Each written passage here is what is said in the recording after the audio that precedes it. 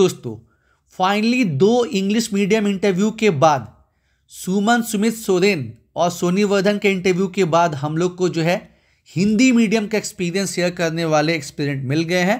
राहुल कुमार महतो जिन्होंने बीए किया है, डीलेट किया है, सिंहभूम से ये बिलोंग करते हैं और जो है रेलवे में ये कार्यरत है और इनका फर्स्ट प्रायोरिटी जो है झारखंड एजुकेशन सर्विसेज रहा। और एक बात, जिन लोगों ने पहले के 2 इंटरव्यू नहीं देखे हैं नीचे डिस्क्रिप्शन में देखिए, आपको दोनों का लिंक मिल जाएगा और वहाँ से भी आपको काफ़ी आइडिया लगेगा।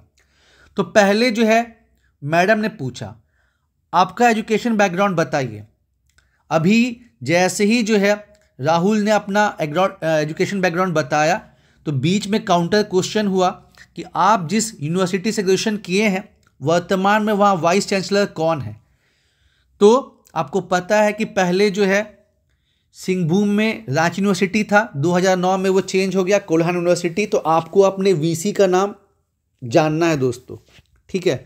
फिर मैडम आगे पूछती हैं कि आप अभी वर्तमान में क्या कर रहे हैं।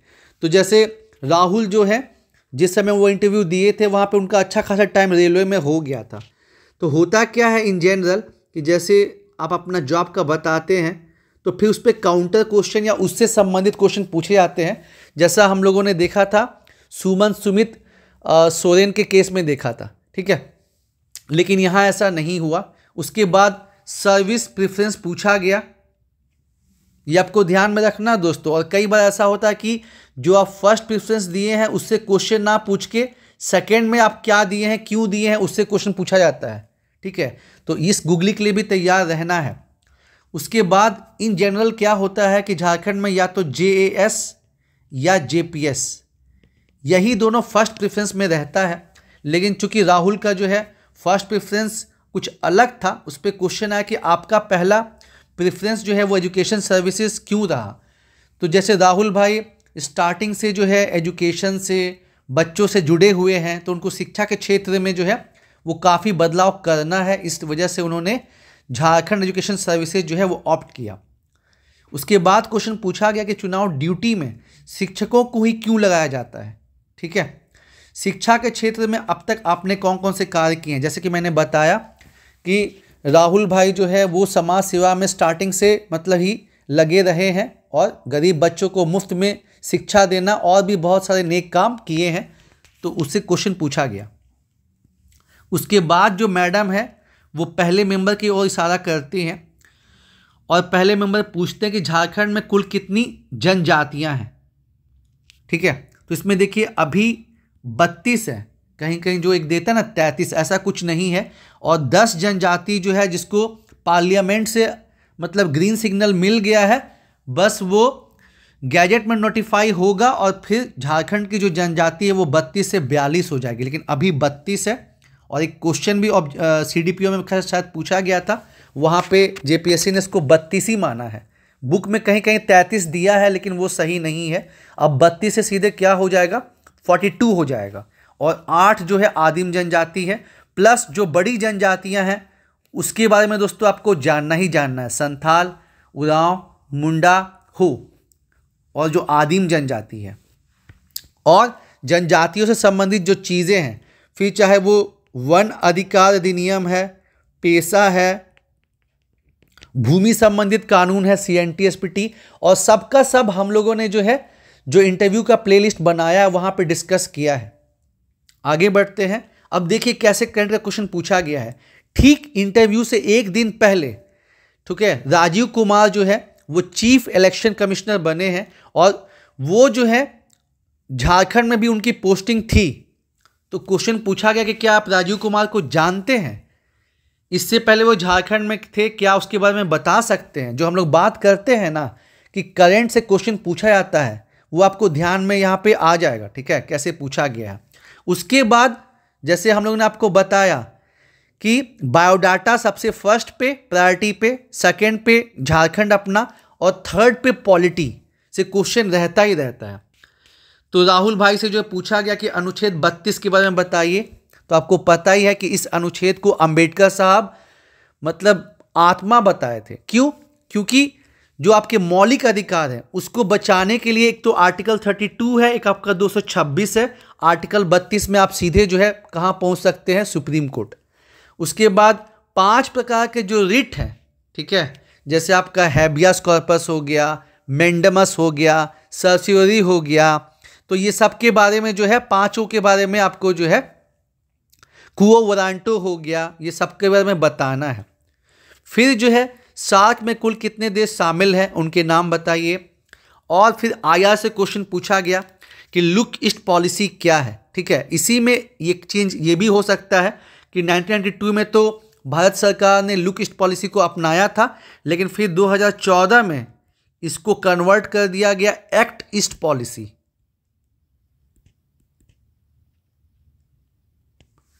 प्लस पिछले ही साल इंडिया में जो है G20 और SCO का समिट हुआ है, वहां से भी क्वेश्चन बन सकता है दोस्तों, वो आपको ध्यान में रखना है। और ये तो एवरग्रीन क्वेश्चन है कि भारत के लिए जो सुरक्षा परिषद है उसमें शामिल होने में प्रमुख बाधाएं कौन कौन सी हैं, ये भी पूछा जा सकता है कि इंडिया को क्या फायदा होगा, ठीक है, यूएन सिक्योरिटी का मेंबर बनने से क्या फायदा होगा। उसके बाद देखिए ये तो बहुत ही अजीब सा क्वेश्चन, जो पूर्व अमेरिकी राष्ट्रपति हैं बिल क्लिंटन, जब वो भारत दौरे पे थे तो उनकी पत्नी अमेरिका में किस पद पर थी।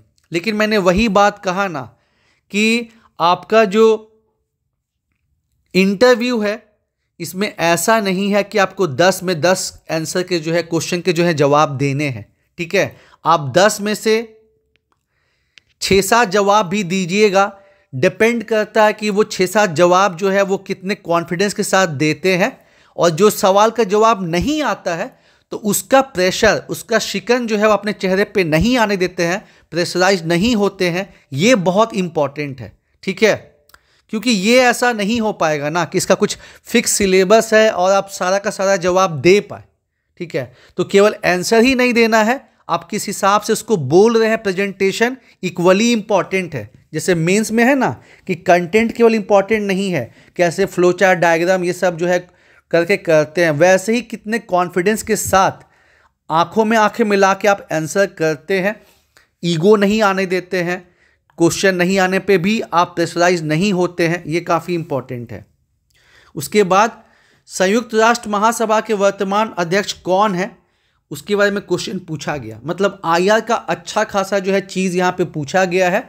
और झारखंड, बायोडाटा, और ये भी जो है बहुत इंपॉर्टेंट है। अभी की अगर हम लोग बात करें तो आपको ईरान, इजराइल, ठीक है, ईरान का जो है नेबरिंग कंट्री कौन है, इजराइल का नेबरिंग कंट्री कौन है, ठीक है, फिर रशिया यूक्रेन का मैटर वो क्या है, फिर अभी कुछ कुछ जो पार्ट मतलब चीज़ न्यूज़ में रहा है उसको आपको ध्यान में देखना है। आईआर बहुत इंपॉर्टेंट है। प्लस ट्रम्प का जो प्रेसिडेंट बनना हुआ तो उससे इंडिया पे क्या इम्पैक्ट पड़ेगा, पॉजिटिव निगेटिव, ग्लोबलाइजेशन पे, जैसे ट्रम्प जो है वो ग्लोबलाइजेशन के विरुद्ध है, ठीक है, वो पेरिस क्लाइमेट चेंज के विरुद्ध है, तो उसका क्या इम्पैक्ट होगा। इतना टैरिफ लगाने की बात चल रही है, इंडिया पे क्या प्रभाव पड़ेगा, ये सब जानना होगा यारो। उसके बाद जो है फिर मैडम जो है लास्ट में पूछती हैं कि जो है झारखंड में डायन प्रथा जो है ये ज़्यादा क्यों है। डायन ब्यासी प्रथा आप जानते ही हैं, और इसके चलते डेथ भी होता है। और इसी के बीच में ऐसा भी होता है ना कि जैसे आप जवाब दे ही रहे हैं तो आपको डिस्टर्ब करने के लिए, आपका कॉन्फिडेंस चेक करने के लिए एक दूसरे मेंबर जो है उसमें आपको क्वेश्चन कर देंगे, तो आपको पहले अपना पहला वाला जवाब जो है वो कंप्लीट करना है। जो लोग भी इंटरव्यू दिए हैं या जो इसमें मतलब अच्छी नॉलेज रखते हैं उनका यही कहना है कि ऐसा नहीं कि आप अपना पहला आंसर कंप्लीट नहीं किए हैं और दूसरे का जवाब देने लगे, ऐसा नहीं करना है। पहला आंसर कंप्लीट करना है और तब आपको दूसरा जवाब देना है। तो आपने डायन प्रथा से लड़ने के लिए अब तक कौन कौन से कार्य किए हैं, जैसे कि मैंने आपको बताया कि जो राहुल महतो हैं ये इनका ग्रामीण परिवेश है और वहाँ पे ट्राइबल पॉपुलेशन है, प्लस डायन प्रथा वहाँ होती है, तो इस वजह से ये क्वेश्चन पूछा गया। आपको ये भी पूछ सकते हैं कि इस कार्य के लिए किसको जो है पद्मश्री पुरस्कार मिला है झारखंड से, ठीक है, आपको जानना है दोस्तों। उसके बाद झारखंड में जो फिशरी है वो भी बहुत तेज़ी से उभर के सामने में आ रहा है। और जो राहुल है इनका जो है ग्रामीण प्रवेश रहा है। तो एक क्वेश्चन इससे भी पूछा गया है कि झारखंड में मुख्य रूप से कौन कौन सी मछलियाँ पाई जाती हैं।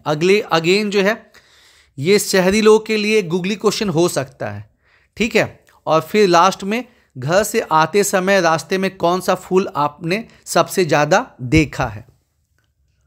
तो देख ही सकते हैं कि इवन अच्छे खासे रेलवे में टाइम पे जॉब करने के बावजूद भी जो है कोई भी क्वेश्चन जो है रेलवे स्पेसिफिक नहीं रहा।